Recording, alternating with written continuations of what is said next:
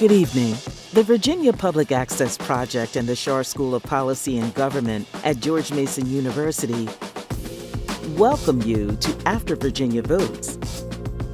Tonight, we take a deeper look at the 2025 elections in Virginia.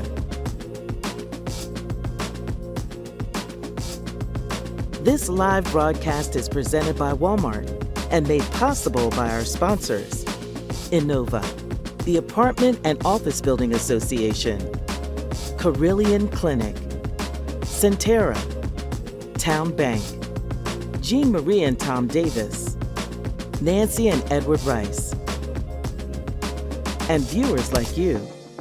Now, please welcome your host and moderator for this evening, NBC4 Northern Virginia Bureau Chief, Julie Carey.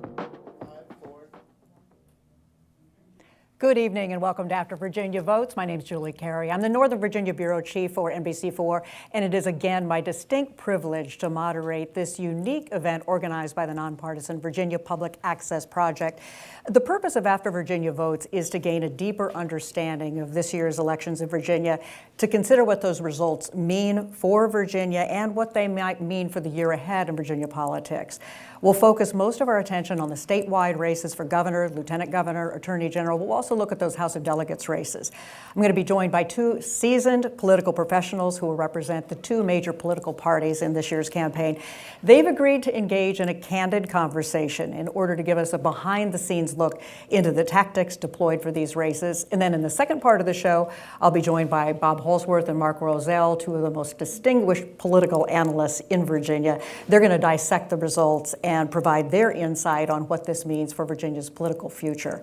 In each segment, we're going to be saving some time for questions that have been submitted in advance by people who are streaming online and by the small studio audience here. You can also weigh in on the conversation on X by using the hashtag AfterVAVotes.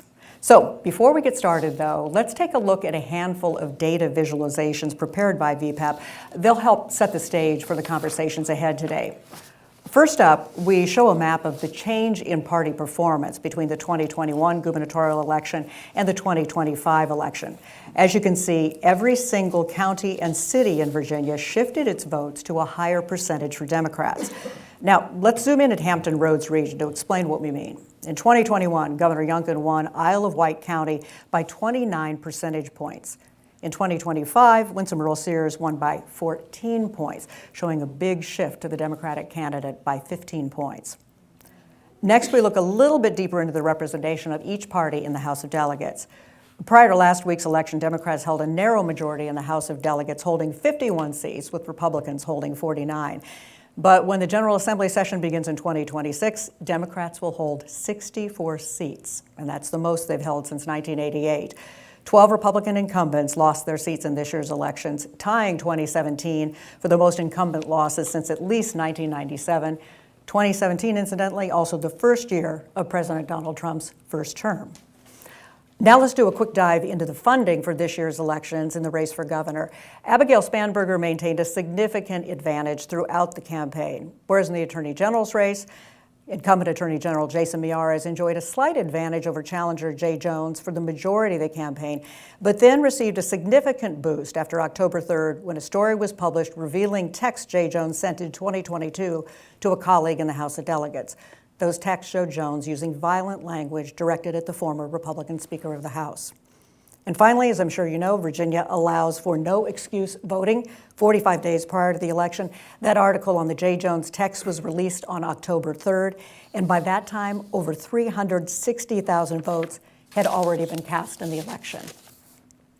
That's a look at our data. I'm now joined by our first panel. But first I want to tell you we had a last-minute change in our panel. Unfortunately, Mark Harris, who is lead strategist at Cold Spark and a consultant for the Sears campaign, he was not able to join us as originally scheduled. But very happy to introduce in his place Scott Weldon. He is the founder of Carnitine Strategies and a consultant to Republican campaigns.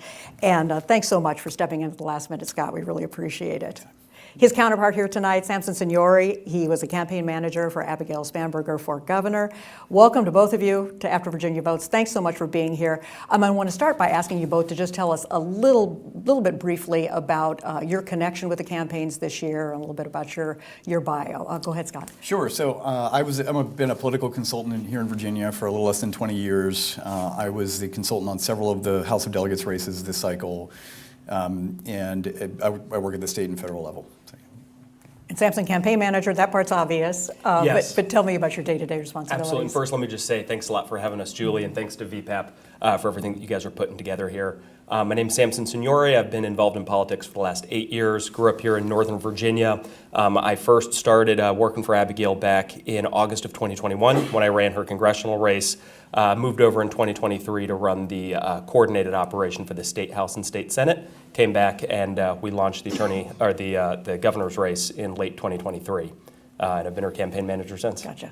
Let me ask you both first, just to kind of give me your 30, 60-second takeaway on what we saw happen in Virginia. Really striking results. Samson, let me start with you. Absolutely. So I think you saw Abigail Spanberger win because she was laser focused on lowering costs at a time when voters are tired of division and chaos, and frankly tired of having to pay attention to politics every single day.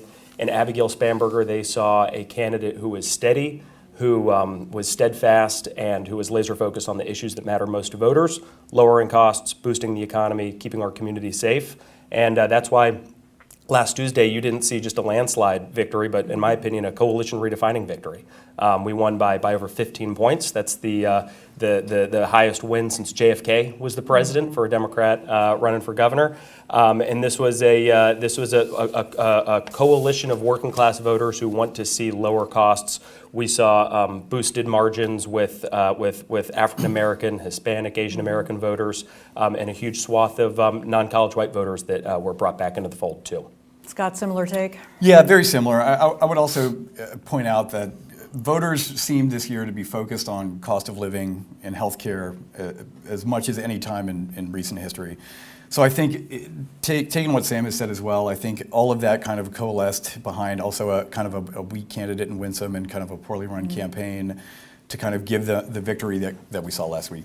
So. I'm going to start digging deeper into some of these issues. Scott, let me start with you. I'm going to roll the tape back to April, and Republicans had, at that time, what seemed to maybe be an advantage for them. The whole ticket was set, no primary challenges. They had an opportunity to kind of hit the ground running, start on fundraising early. But then that story broke that Governor Youngkin wanted John Reed, the lieutenant governor nominee, to step out of the race. What kind of a hurdle right out of the box did that create for the campaign? You know, I tend to think that it was more of a distraction than it was any sort of major impetus to success for the campaign. I think it became kind of a stumbling point, but nothing that kind of really impacted the effort as they were getting going. I think they were having trouble getting going to begin with, and I think that was just something that kind of was more of a distraction from the campaign that should have been up and running already. Mm-hmm. Samson, I want to say, almost immediately after the primary for the Democrats, they had several rallies around the Commonwealth, appeared as a unified ticket. But it kind of seemed as the campaign went on, they pretty much were running their own races. I'm wondering how much conversation there was that went on between the three campaigns, and what kind of conversations were happening with those who were kind of orchestrating the House of Delegates races. Yeah, so a lot of coordination up and down the ticket. This is my 8th cycle in Virginia, and I feel very confidently that this was the most coordinated that Democrats have ever been in the Commonwealth.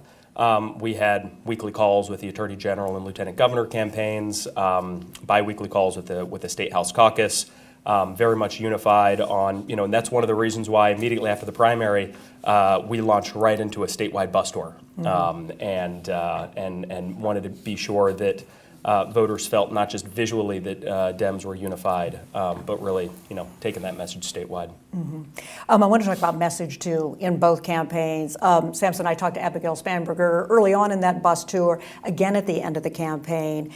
And it seems like her focus was essentially the same, talking about affordability and then, talking about pushing back against Trump policies that were so negatively impacting the federal workforce. What were your expectations back in the spring about whether she would be able to ride that message that way all the way to Election Day? Absolutely, and I've worked for Abigail Spanberger for many years. One of my favorite things about her is her attention and focus on message discipline and being relentlessly focused on the issues that matter most to everyday voters. I think we were laser focused on affordability and cost of living from the beginning to the end of this campaign. I think was one of the reasons we were so victorious. And you touched on implicating Trump a little bit as well. I think one thing we did correctly on our campaign is we didn't really focus on Trump. We focused on the consequences of Trump, not on his personality, but on his policies, specifically when they impacted voters' pocketbooks. Scott, as I covered the Winsome Earl-Sears campaign, there seemed to be more fluctuations in message. Out of the box, there was a big splash with the car tax. Yeah. Later on came her, very determined attack on transgender student policies, and then towards the end of the campaign, talking more about energy policy, and then talking about Glenn Youngkin's economic success and the fact that she could be the torchbearer for that. I mean, how do you explain those fluctuations and how, perhaps damaging was that to her in trying to convey her message to voters? I mean, as you look kind of from the beginning of the campaign on, there was really no clear message. You had, to your point, several different iterations. I think, you also have to take into consideration that there were some changes in staff during the campaign as well. So, I think when Mark and the Cold Spark guys kind of got involved, they kind of wanted to get back to looking at the data, what's driving voters, what can we use to move the needle. I assume what they were looking at was whether they had issues motivating the base or whether they had issues trying to persuade the persuadables in the middle. They were trying to find the message that was selling. And I think that, when we look back on it, it kind of, they had a similar ad to what Donald Trump ran last year that I think kind of fell flat on the they-them towards the end of the campaign. And I think they stayed on that message for about a month.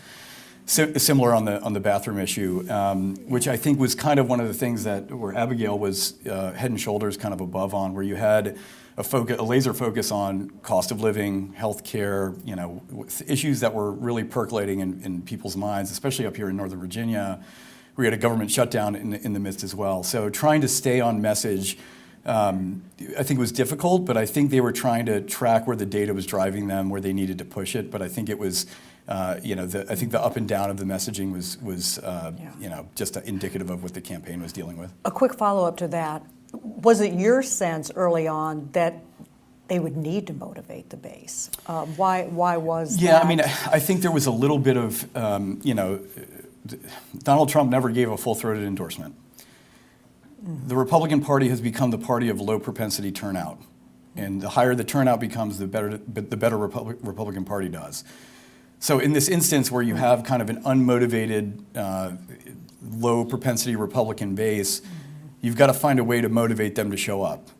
And I think it was in terms of the message they were putting out, that trying to emulate some of the messaging that Donald Trump did. But as we've kind of learned, Donald Trump's the only person that can do that. And I think this was kind of one of the lessons that you watched kind of as they continue to push those messages out. Both campaigns obviously had to talk about how to deal with Donald Trump, and I'm wondering for Republican candidates and Winsome Earl-Sears in particular, at the outset there was definitely some resentment because of her statement a few years back that she didn't think Donald Trump should run for a third term. She did a complete about face in the campaign and pretty much fully embraced his policies. Did she have any other choice, knowing again the kind of pain some Virginians were suffering and how they were viewing the president as this campaign went on? I think it was hard for her because she had to balance. I'm seeing this in the data. I'm seeing the polling. I'm seeing what's happening at the federal level in Northern Virginia and Hampton Roads, where it's very federally dependent. And then I've got to put out a message that resonates to the base. And I think trying to walk that tightrope is very difficult, especially in this environment where, if you're not in full alignment with Trump, it can be damaging to the base. So I think that was something that she struggled with kind of as she continued through this campaign. And I think it was something that we know that the data showed it. Yeah. Samson, you talked about it a little bit a minute ago about the fact that Abigail Spanberger talked more about the impact of the policies than she did the president himself. But how much of your strategy was kind of dependent on the fact that voters, anyway, would be casting their ballots, seeing this as their referendum on Donald Trump? Well, I think this is an election built and driven by life being too expensive and voters wanting a return to normalcy and a return to the basics. And from our perspective, we would invoke Trump and speak out against Trump whenever he did anything that impacted Virginians' daily lives. DOGE, federal workforce cuts, especially hitting Northern Virginia and Hampton roads. The gutting of healthcare, which drove up premiums for Virginians and also closed, I think it's 3 rural health clinics out in Southwest during this year. So for us, it was really any time that Trump was affecting Virginians' pocketbooks was the time that we were going to speak out against the consequences of him. You referenced it, Scott, a few minutes ago. There was a little bit of a reboot in the Winsome World Series campaign midsummer. Couple of reboots. But the campaign manager was reassigned. The political director left. Mark Harris kind of took a more direct role in the campaign at that point. And on a conference call with reporters at that time, he expressed optimism and pointed out that their internal polling showed that Winsome Earl Sears was in a better position at that point in July than Glenn Youngkin had been in 2021. So why was she unable to recreate that coalition that helped Glenn Youngkin? I mean, I would also just discuss, I think it's a larger question of, was the polling accurate? You know, when we look at methodology and even all the internals that we had for my clients significantly underestimated the turnout models for how Democrats were going to show up, how enthused they were. So I think, yes, I take into consideration that they probably were looking at data that was, even at the time, maybe there was still a block of undecided voters, maybe some persuadable voters that they felt good about, but I also would question that the methodology on the polling and the data coming back, especially with what we saw last week, I think it skewed a lot of data on what was coming back to campaigns and what the polling actually looked like versus what the electorate was going to look like on Election Day. Samson, you referenced a coalition readjustment that you think went on in the Spanberger race. What kind of coalition were you aiming to build, and what it ended up consisting of, and how did turnout factor into that? Yeah, so Abigail is the type of candidate who wants to go after all voters, right? There's a lot of Democrats that look at, what voters are possible, segmenting and splitting up different voter and different voter groups. When we looked at the Commonwealth, we wanted to look at every single voter. And for us, our coalition was regardless of who you are, it's voters who want lower costs and voters who want steady, pragmatic leadership. And what we saw from our coalition was we saw increased turnout and support from African American, Hispanic, and Asian American voters. In fact, if you go and you look at the overperformance compared to 2024, the precincts in the counties that we had the highest overperformance in compared to 2024 were also the precincts and counties that have the highest population of Latino voters. We also saw multiple counties that went for Trump 3 times in his presidential run. 2016, Donald Trump. 2020, Donald Trump. 2024, Donald Trump. 2025, Abigail Spanberger. And I think we just added a couple more counties to that role today as provisionals continue to come back in.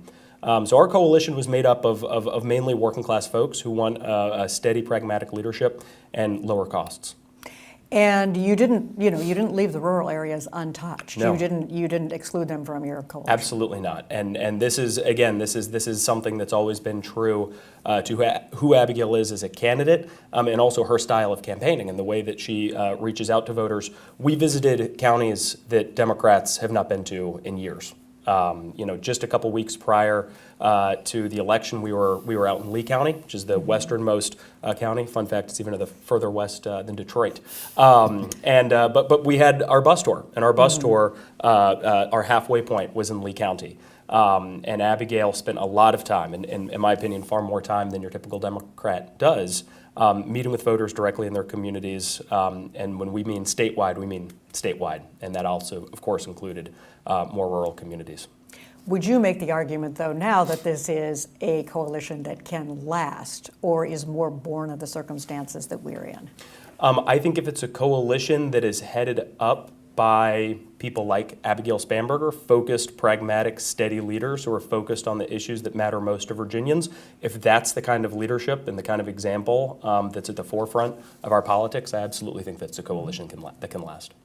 I want to talk about something that was a big issue in the 2021 campaign, and that's parents' rights, and really explore how much that still matters. Obviously, not as much in this election as it did, but Scott, in 2021, COVID still fresh in everybody's minds, and Glenn Youngkin took that Parents Matter mantra and rode that to victory. The Earl Sears campaign clearly thought that message would still resonate with voters, but she seemed to focus more squarely and narrowly on transgender student policy. You've sort of spoken to it a bit already, but was her campaign too reliant on that, talking about that too much at the expense of talking to other things that were more on voters' minds? And just one more thing I'll throw in there. Some of the polling that was done about the issues that were important to voters, it polled at 3%. Yeah. As contrasted to inflation, the economy that were always up at the top of the list. I actually, in defense of Winsome on this, I think one of her best commercials was the parental rights ads that she put out with the woman face to camera testimonial ad. It was one of the best, I think, pieces of media that she did the entire campaign. That being said, I also think that there was a misplaced kind of focus where the entire energy of your campaign could have been and should have been focused on the issues that matter to voters. That's your pocketbook. That's, and we saw a big spike in polling when One Big Beautiful Bill was up because people started getting concerned about health care. That became a large concern, I think, as voters kind of started looking at some of what was happening. And they looked at it and I think the media and advertising that was put out could have mirrored that and reflected that in a way that I think would have moved the needle maybe a little bit more. But I also think it was kind of, as they're trying to cauterize the wounds, how do you get to the right message? So yeah, I think that on the parental rights, I think it's obviously still going to be an important issue, but it's also kind of one of those things where we look at this and we say, I think the public generally, if they agree with Republicans on this issue, they know that we're going to be with them. Mm-hmm. They know if they need if something flares up on an issue, they don't need to go and tell voters that. We don't need to relitigate the 2021 campaign again or anything out, 2024. You're in a new environment. You need to kind of adapt to it, and I think that's kind of one of the messages and takeaways that I would have right now for that. Samson, it does seem, though, like Winsome Earl Sears' intense focus on that issue through the campaign did push Abigail Spanberger to be a little more specific in how she articulated her position. I mean, at the outset, in the ad, she emphasized the fact that she was a mom of 3 girls and, wanted school safety. And I think by the time the debate rolled around, she was a little more specific in her answer, not only there, but, when reporters pressed her on it. But how was she then? I mean, she was able to fend off the, she's for they, them, that, so her Kamala Harris, and there were millions of dollars of ads spent against her on that issue. So why do you think she was able to overcome that? Yeah, so I'll start with saying I think Abigail was always consistent on where she stood on this issue from the beginning of the campaign to the end. I believe that the Sears campaign and Republicans broadly got way ahead of their skis on culture war issues. They ran campaigns obsessively focused on culture wars, entirely devoid of any economic argument and any argument about how they're going to make lives truly better for Virginians. But we knew that Sears and her campaign were going to run these culture war, gender-issued style attack ads on Abigail, and we had multiple ads cut, ad tested, ready to go. And I think that first attack ad that you saw the GOP put out, we had a response up in about 2 hours. And we also spent a lot of time early on in the campaign making sure that we were credentialing Abigail and telling voters exactly what she was focused on. It's part of the reason that we made a decision to start our paid media campaign much earlier than most campaigns do. Partially driven by the fact that Abigail had advertised in Richmond and the D.C. media market before from her congressional districts, but we knew we needed to expand outwards into Southwest and into Hampton Roads, but also because we knew that the GOP the Republican opponent was going to come after and try to smear us specifically on the culture war issues. So we laid down a solid foundation that Abigail's a former federal law enforcement officer, former CA case officer, mother to 3 girls who was relentlessly focused on on lowering costs and making our communities safe. So I think that when Sears rolled out those culture war ads, they largely fell on deaf ears. Let's talk about the October surprise, as some call it. You know, the revelation of those J. Jones text messages, and just days before the first gubernatorial debate. Scott, this is a question I haven't heard answered. Maybe you can. Do you have any insight as to why Republicans waited until after early voting started to drop that bombshell? You know, I think there was a strategic decision made, and whether you can agree or disagree, I think there needed. There's no, it absolutely enthused at least the Miera's and Republican ticket for the first time, really, in the entire campaign. So, you could argue maybe they should have dropped it right before early voting. Would that have done enough? I would probably say probably not, considering the motivated voters probably were pretty set in their ways on who they were voting for, and considering what the electorate looked on Election Day. But I would say, do you push it closer to Election Day so that message stays? I think they made the kind of strategic decision that those messages were going to be released to try and maximize the length that they could keep that message moving.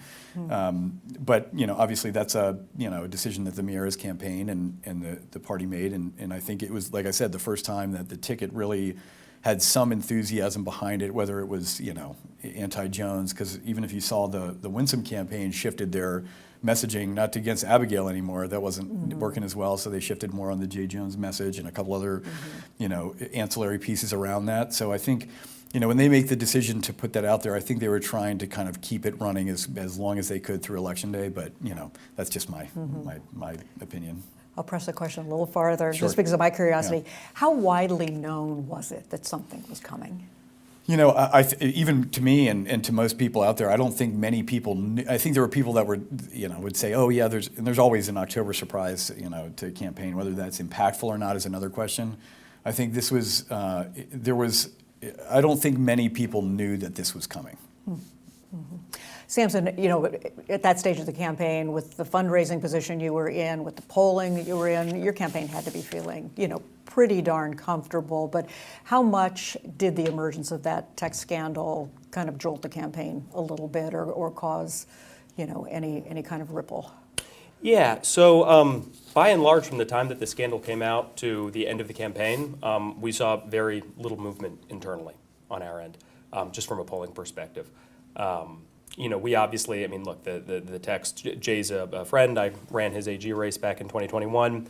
The texts were pretty abhorrent. I think everybody would agree to that. And him and Abigail had a conversation the day that they came out. We released a statement later that day. I think we called him disgusting.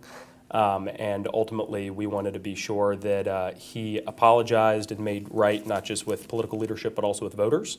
And I think 2 weeks after that, they had their debate where he apologized, which I think is something that you rarely see politicians do very often. He went out and he apologized, and he deeply meant it.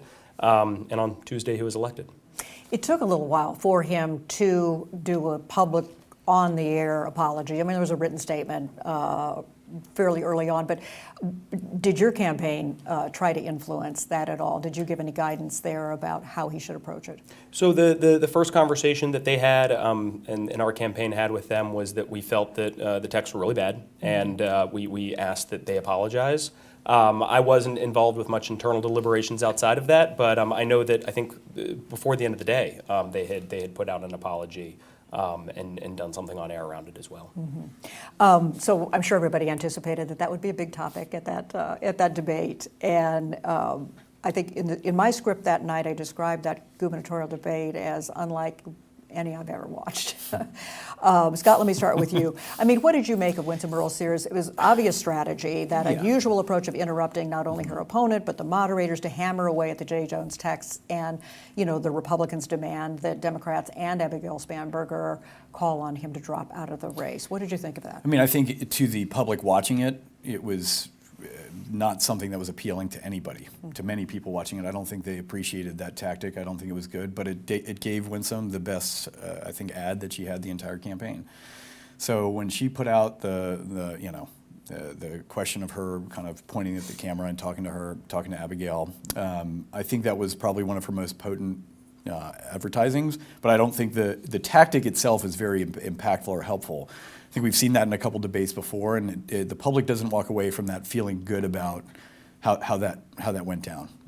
So I think that it was really, whether it was intentional or not, I think it was created to have some sound bites pulled from it and some media clips made from it.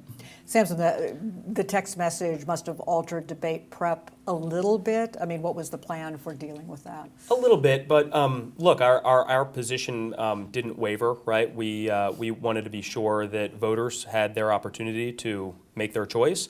And also for the Jones campaign to have the ability to make right with voters, which they obviously did. So it didn't impact. I mean, we were prepared to answer the question in the debate. We also did during our debate prepare for a lot of interrupting. So I think that the debate prep that we did ended up bearing out in reality. Yeah. That begs a question, though. I mean, had you decided that she would not engage then? Because that was, that did create the moment for the ad, the fact that Abigail Spanberger did not respond, hardly even looked at her. Was that part of your strategy? Our strategy was that if our opponent was going to be disrespectful on the debate stage and interrupt or do anything of the sort, that we wouldn't follow her down that path. And we wanted to have a debate that was focused solely on the issues, focused on lowering costs, focus on turning down the temperature on politics a little bit. And we came and wanted to have that debate, and we wanted to be sure that we were laser focused on the actual issues there. Any regrets after seeing that ad that it generated? No, we did some ad testing with that ad too. Like most of the ads that Sears put out, it was not very effective in our opinion. You mentioned that ad already. Both campaigns kind of had a little bit of video gold to work with. That it seems like was Winston Sears' strongest piece of video that she was able to gather. But was it worth what she sacrificed in that debate? That's the question. Last Tuesday is a pretty good indication of that. Yeah. And Samson, your campaign, it was, I am speaking, from Winston Sears' Labor Day speech that she gave down in Southwest Virginia. It was used in multiple ads in different ways. Did you ever worry that voters would kind of start to tire of it? If a voter begins to tire of it, that's right when our message is breaking through, in our opinion. That's true. But look, one of the things that I was really proud of with that specific ad, and this was part of the strategy that we put together, is we wanted to make something that not only resonated and became thematic in the paid media capacity, but could also expand outside of just paid media into social media and kind of into political culture in Virginia. And you saw that with this ad on TikTok, on Instagram, on a lot of social media sites. You had content creators, influencers, comedians even take that I am speaking tagline that we ran on TV ads and sort of do their own bits on it in social media. And I think that was a goal of ours that we set out for, and we saw that play out. Yeah. The other thing that, aside from the J. Jones text, that was, mostly unexpected, that was the government shutdown. Big impact later in this campaign, too. Scott, that had to feel like a gut punch to not only the Winston Sears campaign, but other Republican campaigns. Just yet another reminder of the difficulty. No question. I mean, especially, when you're talking about Northern Virginia, Hampton Roads, a lot of civilian contractors, federal employees, a lot of people impacted by that. And not only that, they get to sit at home and watch the ads, see everything going on, see, look at their bank accounts, look in their, the cost of their health care, everything that kind of helped drive, I think, turnout and depressed turnout for Republicans kind of is a little bit, it's all part and parcel with kind of what happened during the kind of dysfunctional Washington, D.C. process of dealing with the shutdown. And I think that just continued to drive and pile up on the numbers, and it definitely was not helpful, that's for sure. And in your campaign, it was just something you could kind of seamlessly roll in, right? Well, I think for our campaign, it was proof of the exact argument that we made, which is chaos and political division and dysfunction is driving up costs and hurting the economy for typical Virginians. So for us, the government shutdown was unfortunately proof of the exact problem that we were trying to highlight and talk about in our campaign. I want to ask a couple of somewhat self-interested questions. But I wasn't the only journalist during this cycle that was grumbling a little bit about candidate access. But I want to start first by asking about debates. Only one debate. I mean, traditionally in Virginia, 2 or 3 gubernatorial debates. How do you explain the fact that candidates seem to be more reluctant, rather, to schedule debates? Scott, you want to start? I mean, I'm going to steal a quote from somebody. It's like, never speak unless it improves the sound of silence. And I think that there's a piece of this that's very, we'll call it the risk reward. Is it worth putting yourself out there to have an issue like President Biden did last year? Multiple other candidates. The risk of being out in front of a camera, in front of an audience, in front of people, that puts you, whether, and honestly, especially with, what we saw in the Charlie Kirk shooting, I think there's a lot of, fear in candidates, and there's death threats and everything out there. So I think you take the two things out there that people are seeing from a high level, whether it's, it's the risk reward. So I think they look at this as, is it worth being out there politically? And then do I feel safe being there as well? So from a media perspective, obviously, that was the risk reward of the political campaign. But yeah, I think that's the calculus that kind of goes into some of that decision making. Is there a sense that voters don't need it, don't want it, aren't demanding it, or what do you think is influencing that? So we would have been happy to do more debates. In fact, I believe we agreed to one or two additional ones on top of the one that we did that our opponent did not agree to. We've always felt strongly in doing debates and making sure that those are honed in and focused on the issues. I think there's one really interesting piece of data around the debate that we did have, and that is when we poll, we ask open-ended questions, right? What are you hearing? What are you seeing about these two candidates or about politics in Virginia? And overwhelmingly, in the weeks leading after that debate, there was a lot of Virginians that had tuned into and had some awareness around the debate, mainly around our opponent's behavior during the debate. But I think it's clear that there were Virginians who were tuning into it, and we wish that we had done more. Yeah, and I guess the other part of my question is just, the media, I think, has less access than we used to. I mean, there was a time when we can all remember almost after every public event there'd be a gaggle and, questions on the fly. I'm seeing less and less of that. And I'm wondering whether part of it has to do with security, is part of it wanting to avoid unscripted moments? What's factoring into that? I think that's definitely some of it, but I also think, when you have the ability to, have a paid media campaign and an operation that can be successful that way, I think they know they can reach voters in a lot of different ways, in a lot of different capacities. But, I'm a believer in traditional media being a big component of every campaign. I think you should be talking to as many people as you can, reporters, and giving your side of the story, letting them hear it. And I mean, there's nothing worse I like seeing than it could not be reached for comment. So that's just the way I see it. But I also know that, a lot of people out there, again, put themselves up versus that risk reward. Is it worth, speaking when it doesn't improve the sound of silence? Happy to hear that. I endorse that. How about you, Samson? I mean, what do you think? I mean, I think there was less access, fewer free-for-alls with reporters. I mean, I feel that the campaign was available to reporters throughout the course of the cycle. We had press gaggles, whether it be at campaign stops, at bus tours, et cetera. I think when you look at campaigns and press access, you also have to compare it to the opponent. And I think that on the opponent's side, there was very few, if any, local Virginia press access. How much greater consideration, though, is security now? Much greater. Much greater. I mean, just, speaking frankly, there's been heinous acts of political violence earlier this year. It's a serious thing that campaign staff and candidates have to think about, and it's unfortunately the world that we live in. The next thing I want to ask about, it's usually something I reserve for the second panel, but I really want to hear from both of you, and that is the guidance and advice that you have for the campaigns that are right around the corner in 2026, based on what we saw in Virginia. Scott, let me start with you. Yeah, I've got a couple of clients. Hopefully they're watching. I would say you've got to get back to the basics of what's driving the electorate. It is kitchen table issues, plain and simple.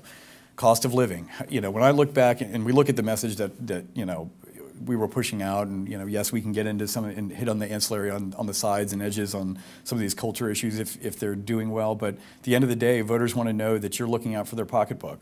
We can talk about all these bills that have been passed and everything, but until it's actually felt in your pocketbook that you feel you have more money, then I think voters will continue to be skeptical of candidates that are not focused on that. Samson, for you, just going to say follow our lead? Follow the lead of Abigail Spanberger. No, I think that voters want to return to basics. Voters want the temperature turned down on politics. Voters want a return to normalcy. They want pragmatic, steady, focused leadership on the issues that matter most to them, lowering costs and keeping communities safe.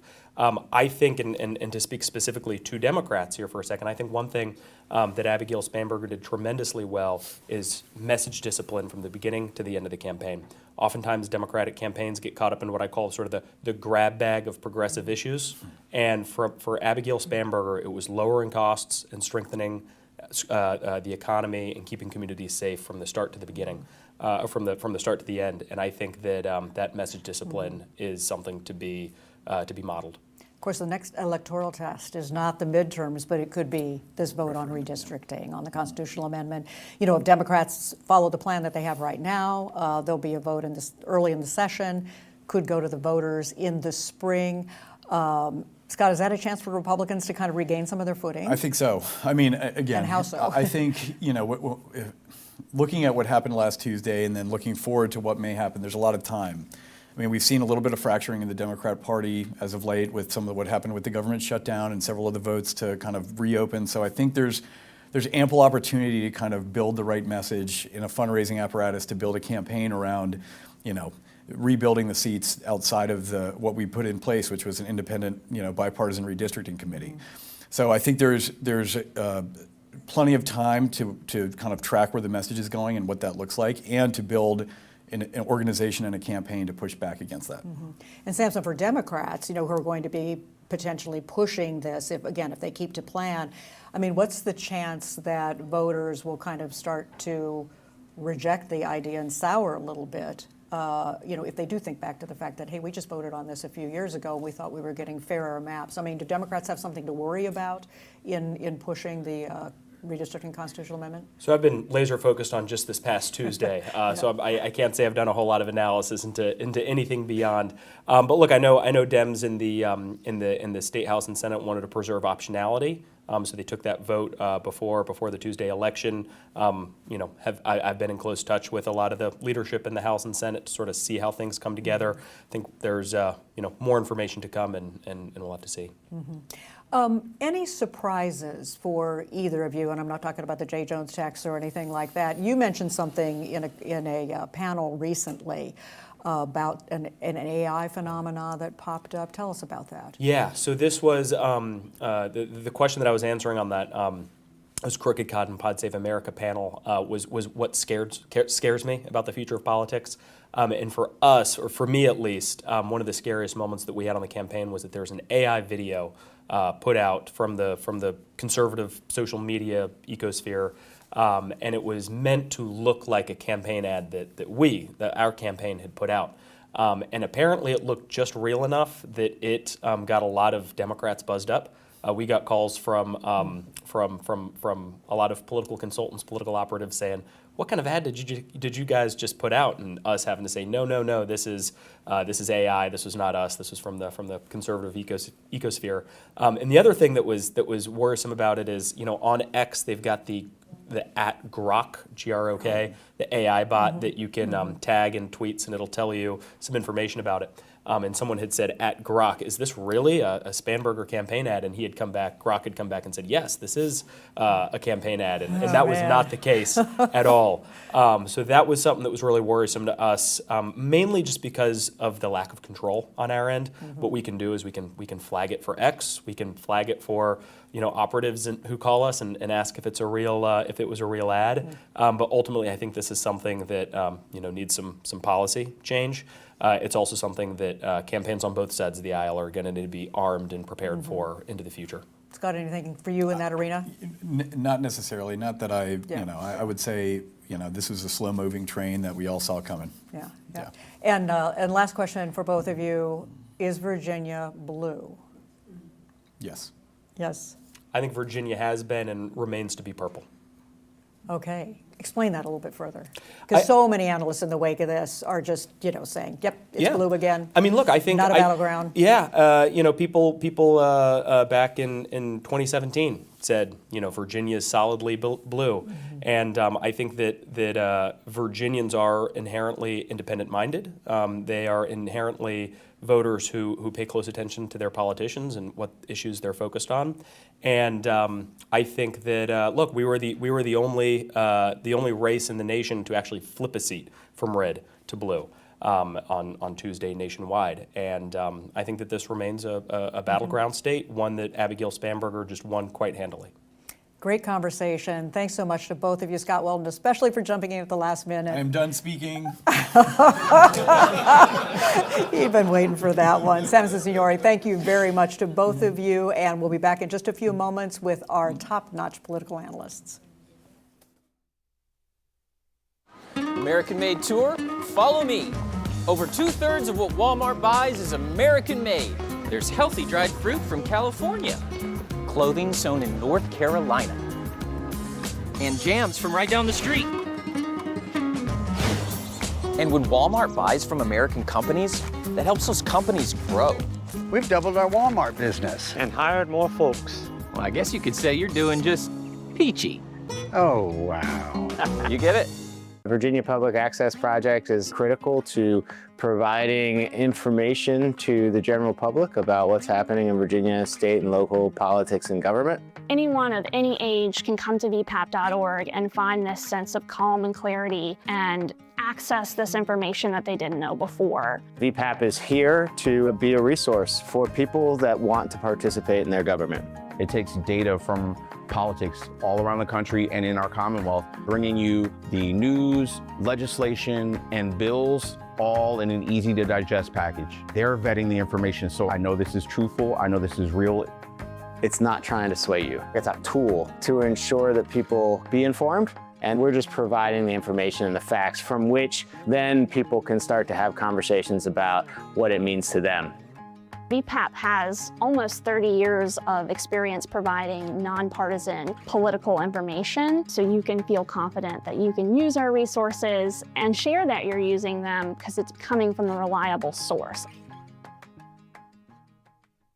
Today, Greg is a market manager at Walmart, overseeing 10 Walmart stores. But 18 years ago, he was just getting his start as an hourly associate. I've heard so many promotions, I've honestly lost count. And is earning an education tuition-free. I'm always trying to learn new things and better myself. He's also bought his dream house, raised 4 kids, and became a Pee Wee football coach. Go Vikings! I've reached milestones at Walmart that I've never ever thought I would.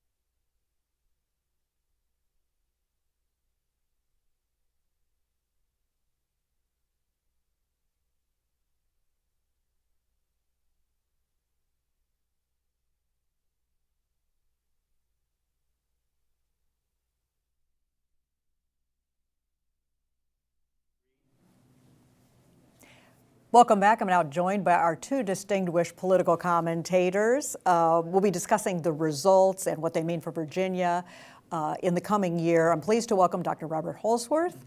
He is the founding director of the Center for Public Policy at the L. Douglas Wilder School of Government and Public Affairs at Virginia Commonwealth University, and Dr. Mark Rozell. He is the dean of the Schar School of Policy and Government at George Mason University. Thanks for being here. You guys always have such great insights, and I don't know 2 people who follow Virginia politics more closely and have for a little while, just like I have. So we're veterans, right? I like that word. Let me start just, as I did with the first panel, your 30 to 60-second takeaway on what we saw happen. Mark? Yeah, I don't think it was a fundamental change in Virginia politics. The last question on the previous panel was whether Virginia is blue or purple. I think we still are a competitive 2-party state. Considering the historic pattern of Virginia elections where the party in the White House almost always loses the governorship the next year, Donald Trump in the White House, the DOJ cuts, attacks on the federal government, the impact on the regional economy in Northern Virginia in particular. I just think so many things were aligned against the Republican campaign that I would caution that one not read too much into these results as in some way indicating a fundamental partisan shift to the Democratic Party that's going to be long-lasting. Bob, agree or disagree? Well, I agree with that. I think one point I would make is that this was a national election in many ways. Donald Trump takes all the political oxygen. His numbers were way down nationally. He was minus 15 in Virginia. You saw national results in which the Democratic candidate and Trump's disapproval rating, sort of were just congruent all the time. So I think that was the sort of the water or the framework or the environment in which this election took place. Not to diminish or take anything away from the kind of campaign that Abigail Spanberger ran, but by and large, we saw so many accounts of reporters who went out, national reporters who went out across Virginia, and what they heard was not really about Abigail Spanberger's pragmatism or Abigail Spanberger going to lower costs. They were there to make a statement about Donald Trump, and they made it. Yeah, and I certainly heard that echoed in many of the voters I spoke to, especially the early voters. They wouldn't even mention the candidate's name sometimes, not even at the top of the ticket, but they would talk about Donald Trump, and that was the sole reason they were casting their vote. So we heard Samson just talk about how he thinks this is a coalition readjustment, though, that it is something major in Virginia, what Abigail Spanberger was planning to do. Do you think he's accurate on that, or is that kind of an overstatement, again, given what you just said about the climate we were in?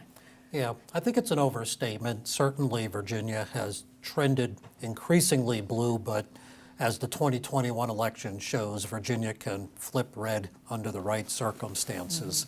And so it is quite possible we can end up with another competitive gubernatorial election in 4 years.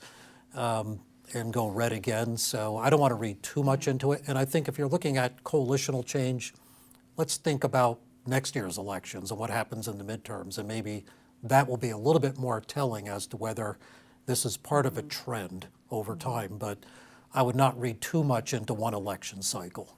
But Bob, did it start to reshape the Democrats' coalition compared to where they were? I think only a little bit, actually, because I think what you saw was that there was certainly an expansion in Northern Virginia, where Donald Trump had done a little better, particularly with Latino voters, and that just evaporated, largely because of an issue that Abigail Spanberger hardly touched on, which was deportation and the response to that. So you saw that in Northern Virginia. There was an exaggeration before about how well she did in the Southwest Virginia. She ran behind Tim Kaine in all of those things. She was not the only candidate to ever go there.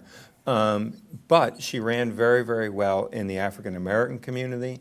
And I'm not sure that's necessarily because of Abigail Spanberger. I think it's largely because of Donald Trump.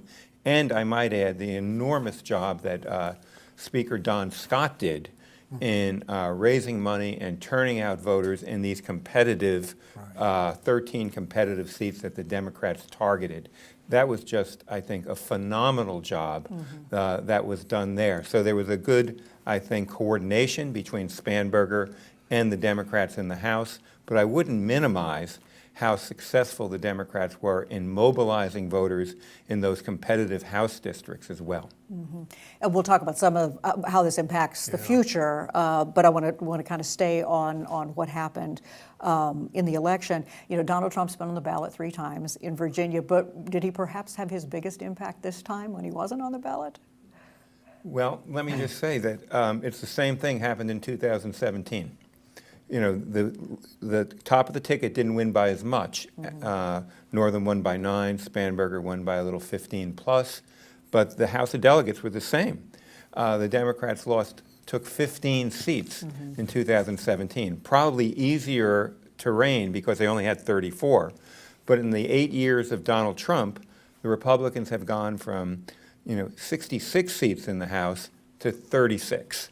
That's in part because of the great job I think some of the Democrats are doing, but in part because people are making a statement about Donald Trump. Yeah, Mark, want to weigh in on that? I think that's right. Yeah. So let's talk about Jay Jones, and I'm going to ask you kind of some different questions about that. How surprised were either of you that he survived a scandal that voters not only in polling said they were well aware of? It was something like 80% of voters knew of that scandal, and they, roundly condemned it. Surprised he was able to survive, or was it only because of that incredible margin? Right. The top of the ticket winning by more than 15 percentage points, and Jones won by about 5, so he still ran 10 points below the top of the ticket, which is significant. But by most standards, that's a comfortable win. He was carried over the finish line by a huge Democratic majority at the top of the ticket, no doubt about it. I think it was a coattails effect more than anything. So I wasn't terribly surprised given the fact that it was such a blowout election in that regard. And also I think voters have become a little bit immune to scandal. Think about 19 years ago, one word ended George Allen's political career. 10 years after that, the Access Hollywood tapes, right? Last year, Mr. Trump gets elected a second time after 2 impeachments, the Stormy Daniels hush money case, the sexual harassment findings against him. So maybe people just don't feel that same sense of scandal impacting their voting decisions. And I would add to that, too, that perhaps many voters toward the end considered what's more important, what he did 2 years ago, and I'm not minimizing it, it was really bad, or what are going to be the impacts on public policy over the next 4 years, depending upon which of these two men happens to hold the position of Attorney General.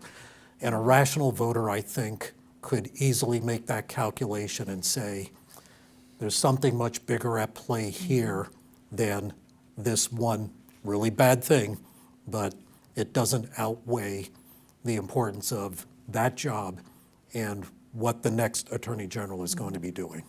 Bob, you and I talked the day of the Attorney General's debate, and I was asking you, how you thought voters would respond, whether we'd see ticket splitting, whether voters that had planned to vote a straight Democratic ticket would split their ticket to sort of show their condemnation for what he said. You said, that it would be more that an undervote would be more likely. You were proven right in that. But how do you analyze, how voters ended up casting their ballots? I'm not so sure I was right about the undervote, but here's what I think. I think what happened is that some independents split their vote. I don't think too many Democrats did. If you look at the what happened is that almost all around in the larger jurisdictions, he ran 5 or 6 percentage points behind Spanberger. In the districts that were primarily African American, he ran 3 percentage points. Interestingly enough, in the small rural localities, he also ran 3 percentage points behind Spanberger because the Democrats get no votes whatsoever there. So where they were getting 18%, he got 15. It didn't go down to 10 or something like that. So that happened. The undervote actually was about only 1.3%. And that is a little larger than we've seen in the last 2 elections, but not as large as we've seen in some others. And at the end of the day, I would echo Mark. I think that people have become somewhat jaded about scandal. Some of us remember a long time ago, 40 years ago, when there was a Republican Attorney General candidate who enhanced his resume about playing for the Washington football team. Said he had played when he'd really been only on the practice squad. And that was just totally disqualifying. We've come a long way. I would never accept that. Just real briefly, I want to explore a different angle of the J. Jones text scandal, and that is, does it, for those who would like to tighten Virginia's early voting rules, does it prompt any rethinking of that or sort of play into that narrative? The fact that almost 400,000 voters cast their ballots before they even knew about this?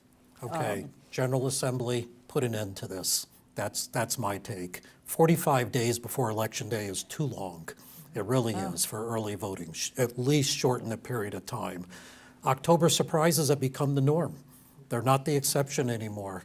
And I can tell you how many people who said, I think I'd take my vote back if I knew this before. So I don't know, 45 days before Election Day is too much. We make voting way too easily in this country, and shorten the period of time. Yeah, Bob, we're not likely to see that with the Democratic General Assembly, but what do you think? I like Well, the they're not fact gonna that, do I like it the right. fact that we've made voting a lot easier, actually, overall. I think that's a good thing, not a bad thing. At the same time, we should do some analysis of, well, how many people vote 45 days out, Right. and would we really lose anything if we went to 30 days? But the fact of the matter is that I think we've increased participation somewhat, not tremendously, but we're now getting over 50% of people voting in gubernatorial elections, 50% of the registered voters, something that didn't happen for many years. So I think that's a good thing, not a bad thing. But it might have had a minimal impact here. I don't think it was going to change an election where Jay Jones at the end won by 6 points. Yeah. I want to ask you two both about your observations regarding campaign style and the way that these statewide candidates are handling both, debates and then just also their access that they're giving to the media, in the more unscripted kinds of question and answer sessions. I mean, have we seen a change there, Bob? Have you noticed there's a change? I think there's two changes. The one that you described, for sure, that they are much more guarded, and Scott said it, exactly the case, that we don't think, that any time you're in an unguarded moment that it's very, there's more risk than there is reward there.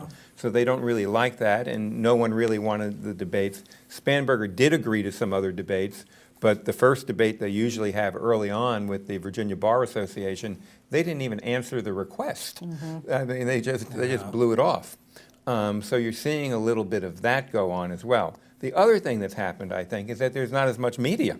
Right. So you used to have campaigns where they were followed by the gaggle wherever they went every day. There were 20, 25 people. They were competing for stories. Everybody was trying to get a different angle. And so at the same time, there's much more social media now and far less sort of conventional media. And that has really, I think, also changed the nature of the campaign, because you don't have the whole Capitol press corps following them around like they used to every moment of every day. One can't imagine the kind of movie that they made about Chuck Robb's campaign, The Perfect Candidate, ever occur again, because the media is not following somebody around across Virginia. Yeah, that's true, although their schedule's a little more guarded than they used to be too. Mark, is there consequence for voters, do you think, or? Oh, I think there's a big consequence, and Bob has it exactly right. This is a tragedy for our democracy, the decline of traditional media and the loss of mainstream traditional media, particularly in local and state coverage. So we don't have candidates having to be held quite as much accountable by an independent media that they need to get their message out, when they can rely upon social media, podcasts, ideological cable shows, and the like. There are many more vehicles for them to get their message out on their own terms and not have to be accountable by an independent, nonpartisan media as it used to be. And that has really fundamentally changed the nature of how campaigns are conducted now. I want to quickly touch on something that we saw for the first time in this campaign, and that was what John Reed did. He frustrated by the fact that he could not get a debate with his opponent, so they created the AI debate. And not sure how many people saw it, but he had his staff come up with the answers that he thought the Ghazala Hashmi would give to a list of questions. I mean, was that a clever tactic to use, or did it kind of border on maybe dangerous misrepresentation? Either one of you want to comment? I thought it made him look desperate. It was silly, quite frankly. I would not advise any campaign to ever do anything like that. The tragedy is there wasn't a real debate. That's the real issue. Now, his opponent perhaps felt that she had no political incentive to have a debate. And again, the lack of a very strong independent media that's following the campaigns, holding them accountable, when are you going to debate? It's not there. One gubernatorial debate, that's all. Bob, you and I have talked about this too. Again, nature of these campaigns. We can remember the time when a gubernatorial candidate would have point-by-point policy positions on their website. These were really broad themes in both of these campaigns. I mean, what do you make of that? I mean, again, they didn't suffer from it. Well, I think Spanberger wasn't contested on it. I mean, I think that she was on the exact right territory. the impact of Donald Trump on Virginia, and then secondly, the cost of living. And she said she was going to lower costs. And she basically spoke about three major places. Healthcare, she said she was going to lower costs. She was going to lower costs on electric bills, and she was going to lower costs on housing. Then when you look at the plan, I think it's hard to say that anything there is going to definitely lower a consumer's costs tomorrow. But the problem is she wasn't contested by Winsome Earl Sears. Right. She was out there talking about, trans kids in sports, trans kids in bathrooms, and at no point did we have a serious engagement, which you would expect a Republican to do, on energy policy or housing policy or what's going to happen in healthcare, and how are you going to actually lower costs. And so my sense is that now Spanberger will have to deliver on that, but she was smart to do what she did, and at no point was she pressed by her opponent to actually specify anything that was going to lower the cost of somebody at the kitchen table, as they like to say, tomorrow. Perfect segue to what I want to talk about next as we start to look forward. Right. And so Okay. it's one thing to win this convincing victory. Now she has to govern. And the things that Bob just mentioned, lowering the cost of electricity, creating more housing. What is she going to need to demonstrate, let's say in this first year in conjunction with the General Assembly, to convince voters that she is delivering on what she promised? Well, she has to focus on those core issues that were the focus of her campaign.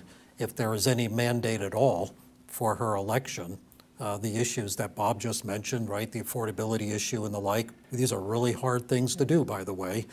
And I'm not exactly sure what she is going to do to make a difference in those areas, but the political challenge for the Democrats is, with the big numbers they have now in the General Assembly, partisan majorities in both houses, and having the top three positions, they own it at this point. They own all of it. And that's always very tricky business, right? Because if the voters don't see delivery on those promises, real impact on cost of living, prices and the like, which is really hard to do they then blame the incumbents for not having delivered on their promises? I suppose there's a lot they could do about regulating different businesses or the like, regulating different enterprises, energy, getting into the healthcare exchanges and the like. But beyond that, I'm not really sure what they can affect in the short term. Bob, it's a tall order. Yeah, it is. I think you can see on energy the Democrats coalescing around a policy of trying to ensure that residential customers and data centers, for example, And that's something, pay very differential rates, and that's something that people can understand. She wants to talk about sort of reducing the impact and the importance of pharmacy benefit managers. I'm not sure people know that too much, but that's kind of where she is on that. Housing and getting more housing supply is not something that's going to happen overnight as well. The other thing that I think is going to be a challenge that's interesting to me is that her instincts are, as she said, to be pragmatic, not partisan. If, however, this redistricting proposal is on the ballot in 3 months, that is going to take an awful lot of the oxygen up politically, and it's going to entice all kinds of national money back into Virginia for 3 months to battle this, because this is incredibly important to Hakeem Jeffries, Donald Trump, Speaker Johnson, and they will be all over Virginia on this. And so this is not a fight I think she wants, but it's going to be a fight that the Democrats expect her to lead.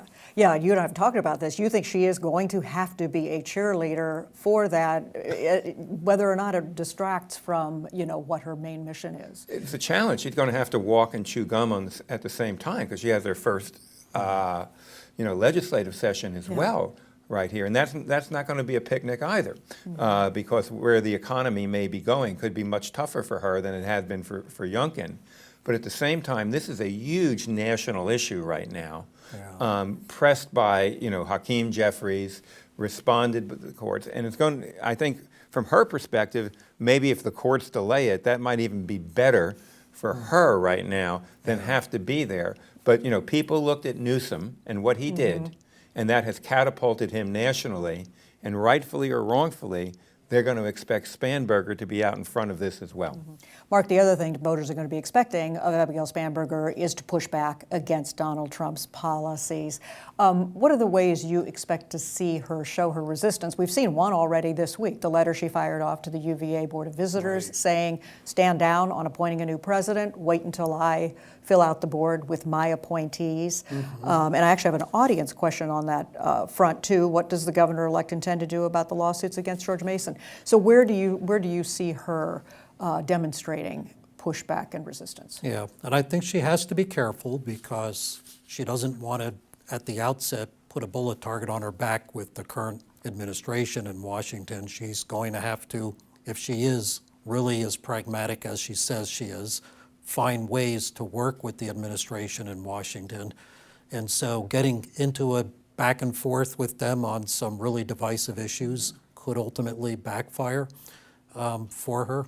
So I would urge some degree of caution, even though the temptation is, and certainly the Democratic base wants the state governor to take precipitous action to go against the Trump administration. I think she can handle a lot of that rhetorically, but without getting into a lot of policy specifics in a way that would pit the new gubernatorial administration against the administration in Washington. But certainly that was a signal, right, that on some issues already early in the transition period, she plans to take a strong posture in defense of the public universities in Virginia, which are perceived by much of the public to be under attack at this time. Yeah, so I'll talk first about UVA, which I think is going to go forward. I think it's hard for me to imagine that the board will not listen to her. Yeah. And because I can't imagine anyone wanting to take that presidency with the incoming governor making that kind of official statement. And that board has basically blown off the legislature on numerous times. Don Scott said he didn't want them to go through with it. Scott Surreyville is in court with them about who's actually even on the board there. And Cree Deeds tried to get some accounting of what happened with Jim Ryan, and they blew him off. They said no. So she has said, she doesn't want the presidency to go, but she's going to have another choice, and that is whether she is going to keep on the board or ask the current chair and vice chair of the rector of that board to leave because of either misfeasance or malfeasance or whatever. So that's one choice she's going to have to make. And then I think the legislature is just furious with what's happening with what the what Congress is now doing to President Washington, and they're going to expect her to stand up for GMU as well. And then finally, I might add, I think I agree with Mark. It's not her instinct to want to pick a fight with President Trump, but it is Jay Jones's campaign. His job, too. That's what he's going to do. He's told us he's going to take them to court. He said that right away in the, that's how he won. On the grounds that he would stand up to Trump and he would not be kowtowing to Trump. And so if he's going to deliver on his campaign promises, we're going to see the Attorney General sign on to most of the Democratic lawsuits against the president. And that, again, may not be on top of Spanberger's bingo card, but she's going to have to deal with it. But that'll give her some coverage, too. Let him do it. Yeah, he'll be the front man on that. Let's turn to the General Assembly. And, Mark, you wrote a great column on this week. It can be argued that the Democrats, in some places, overplayed their hand when they had the 10-seat majority that they won in the House in 2019. This time, Don Scott and Dan Helmer, who orchestrated this majority, they said in their press conference the day after the election, they talked about bold ideas, but they also talked about using restraint. So what's your expectation of what that is going to look like and whether they've learned some lessons from what happened then? Yeah, and that was the point of my column, that the Democrats, having won big elections during Donald Trump's first presidential term, may have misread their mandate as an affirmation for all their liberal progressive ideas that they pushed very aggressively in the General Assembly. And perhaps the 2021 election was a lesson about misreading your mandate, pushing a little too far and causing a political backlash, which I think did happen. And so there's always a temptation in campaigns to think we want a huge majority and we picked up a large number of seats in the General Assembly. This is a positive affirmation for all the great ideas that we campaigned on in the campaign, when in fact the voters are mad about the Trump presidency, they're anxious about the state of the economy, the cuts to the federal government, the DOGE cuts and the like. It wasn't exactly a mandate for everything that the Democrats were campaigning on. And as we've been talking about, it was in many ways an issues-thin campaign on a lot of fronts. And so I'm not quite sure what the mandate would really represent. So I think Spanberger kind of hit the right moment, actually, running as someone who projects this image as a pragmatic centrist who wants to fix problems and get things done without a lot of drama. And I think people are just tired of the drama and the chaos.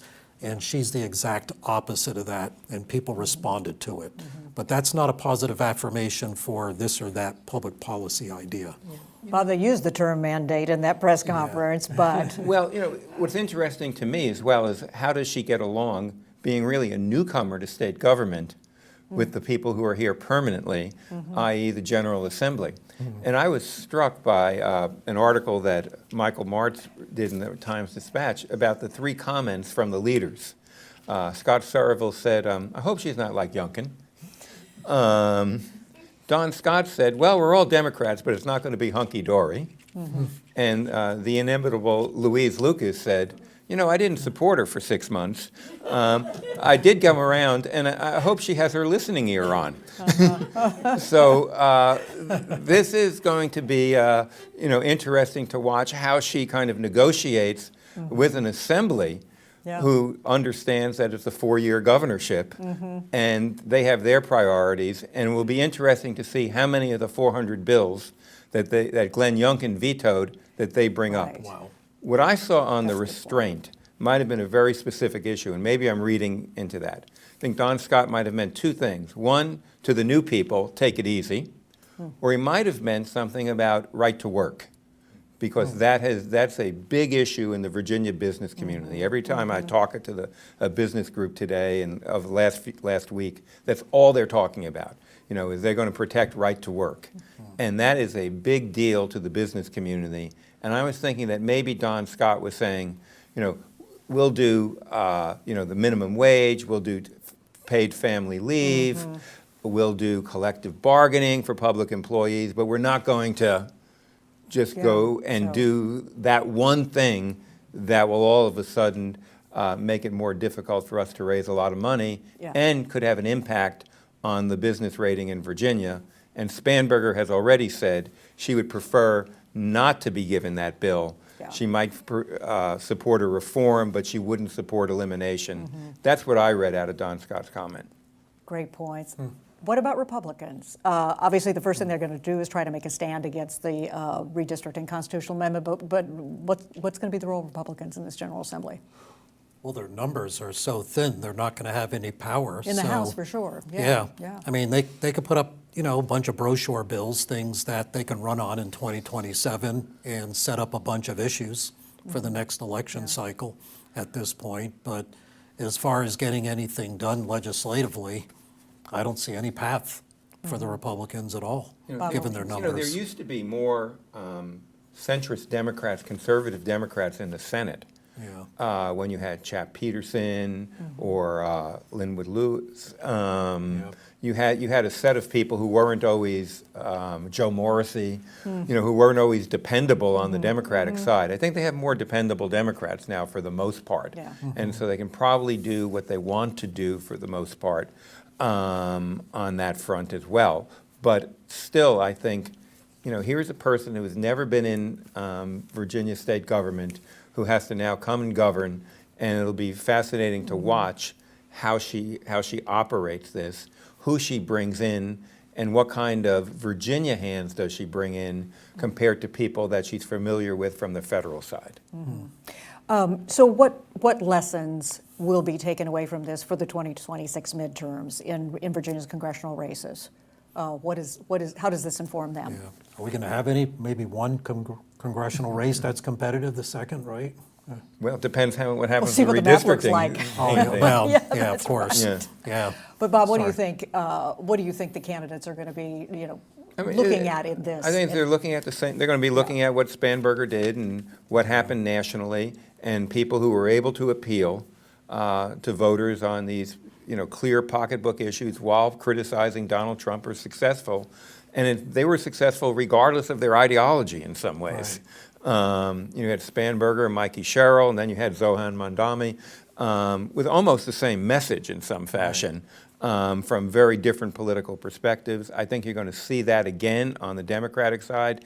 I think the Republicans will have to contest the economic issue. They just can't give that away.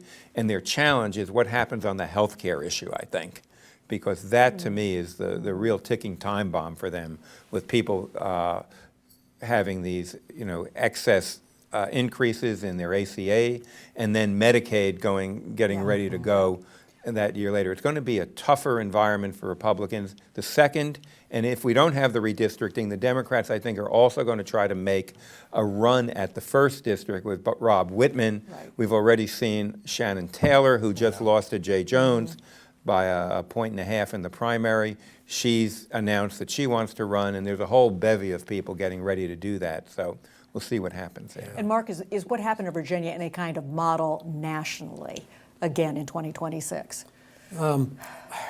I always caution against overreading the impact of local and state elections as in any way indicative of what's going to happen nationally.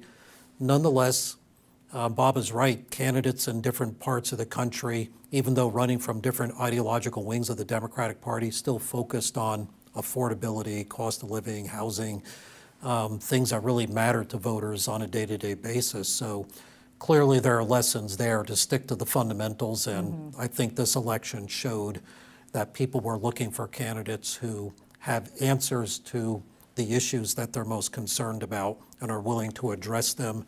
And all of the ideological posturing, the chaos, the drama that we've been going through just isn't motivating voters right now. So candidates next year, I think, can take a lesson there at least. So Senator Mark Warner is also going to be on the ballot next fall. What does his no vote on ending the shutdown tell you about the approach he's going to take? Well, I think he understands where the emotional energy is inside the Democratic Party. I'm a little bit cynical about that whole thing. I tend to believe that there was almost an agreement that Tim Kaine would, take the hit and be the 60th vote. He's not up for re-election. He's pretty good at defending himself in public, and Mark Warner can continue to criticize Donald Trump. He can still appeal to the base, and he has a pretty wide range of support. I think a year and a half ago, you would have thought that Glenn Youngkin would have a chance to run against him and be successful. Youngkin's great on television. He's a good campaigner. He's still relatively positive in terms of the approval rating. But I think when he fully embraced the DOGE cuts, it told me that his aspirations are not Virginia-centric any longer. Yeah, you're setting me up for my next segue, because that's where I was going next to talk about Glenn Youngkin. For what it's worth, Steve Bannon has declared Governor Youngkin's presidential aspirations ended by the results in this Virginia election, by the GOP defeats here. But that seems to me possibly to be an overstatement as well. But Mark, how much damage has been done to him and his presidential aspirations? Well, I think his brand has been damaged politically. If you look at the course of his governorship, where he tried to improve the Republican Party's fortunes here and there, he doesn't really have much that he can point to. The 2023 elections, he went out there and staked the elections on his abortion plan, right? That really backfired, and the Democrats ended up pushing back on his objective of trying to get partisan Republican majorities in the General Assembly.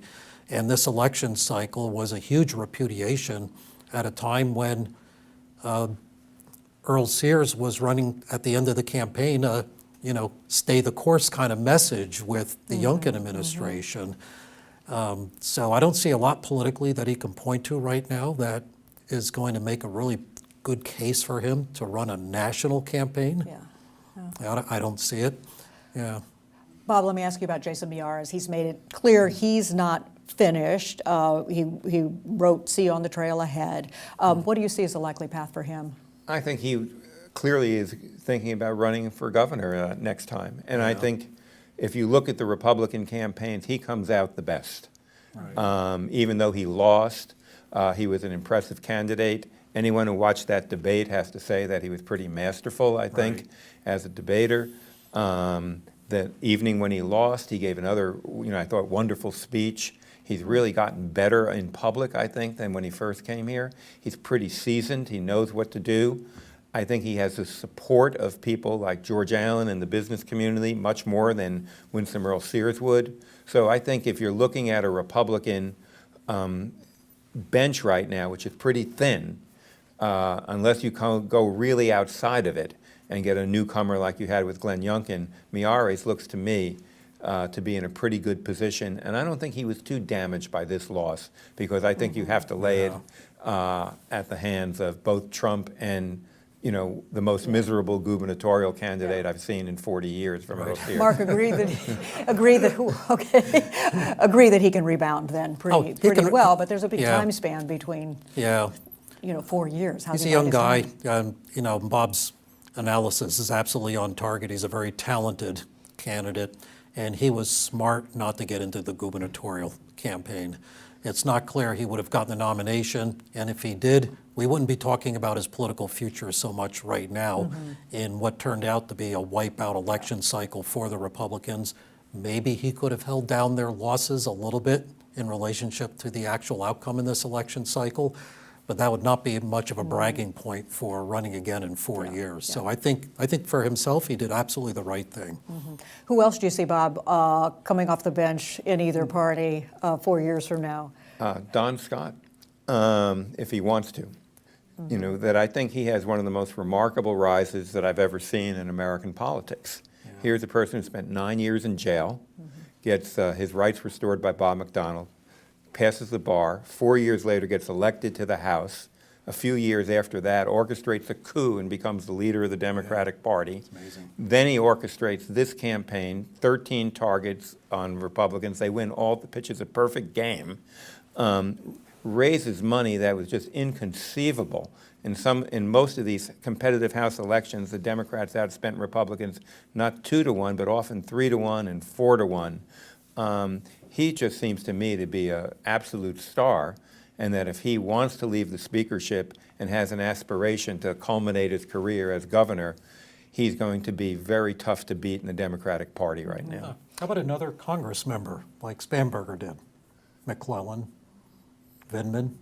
I mean, that's possible, I think. But beating Don Scott, I don't think I'd want to run against him. And the fundraising prowess, you're probably right about that. So same last question for you guys that I had for the first panel, and it comes in part from somebody in the audience. Virginia, blue state, but finer point on that, will demographics lead Virginia to becoming a blue state beyond 2026? So kind of a two-parter there. Where do we stand now? And do demographics push us deeper in that direction? Right. So I've heard the argument before that demographic change is destiny and it assures a permanent Democratic Party majority because the population changes in Virginia, which have happened very rapidly and pushed it increasingly in the direction of what will become a majority-minority population state in a few or several years. But that analysis always falls short because it presumes that certain groups of voters are static in their voting behavior. And we saw what happened in 2024 with how well Donald Trump did with certain groups of minority voters. So don't assume that demographic change assures a positive future for Democrats in Virginia. They still have to work hard to get those voters. They cannot take them for granted. Bob, are you declaring it blue or purple? Purple. I'm sorry. I'm going. I think we have a bluish tint for sure. And I think a lot of it actually depends on the evolution of the Republican Party. The Republican Party is a MAGA party. It won't win a race in Virginia again on that front. Glenn Youngkin, when he ran in 2021, was MAGA light and sort of became full MAGA by 2025. And then he also had a unique issue, the Parents Matter, and I don't think it was about trans kids. I think it was about 18 months of remote learning and parents And the tailwind of COVID. in a parents in a really foul mood. And he won by 2 points. So I think it's an uphill climb for Republicans. They can do it, but I don't think a Republican Party that's attached at the, that cannot bring themselves to criticize Donald Trump, that prefers to lose 30 seats in the House over 8 years and then blame other people, that if they still are full MAGA, I think Virginia Democrats are going to coast for quite some time. Great observations. Thanks so much to both of you. That is all the time we have this evening. I want to thank all our panelists, our first panel, Scott Weldon and Samson Signori, and Dr. Mark Rozell, Dr. Bob Holsworth. We also want to thank our producing sponsor, the Schar School of Policy and Government at George Mason University, our signature sponsor, Walmart, and the many companies and individuals who support VPAP and make all its wonderful work possible. Thanks for joining us, and good evening.